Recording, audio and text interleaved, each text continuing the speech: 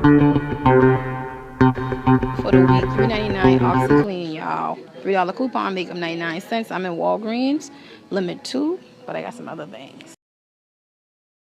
So in these next clips, you see me use what is called Catalina's. So on this, you have to watch your math. Why buy 15 at a time, which is going to come to 99 cents times 15, which is $15, when you can buy 10 at 99 cents, each coming to $10, then using that Catalina, which takes $10 off your next purchase. So I did one transaction for 10 and then another transaction for another 10, bringing them to like $3 and change, which was taxes only.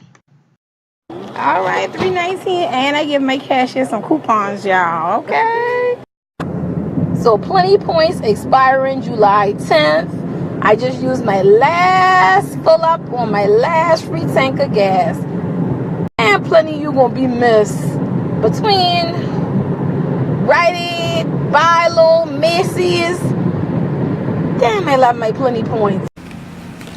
So all in all, what you see down here is 25 bottles of OxyClean that's left. I actually had 30 and I gave a couple of them away. Now Rite Aid is doing away with the Plenti points, which Plenti is going away altogether. However, if you're still fortunate enough to have a Rite Aid in your area, like we have a couple of them here, you're now going to be converted to something called Wellness Cash. So this week we had buy $30 in Persil detergent.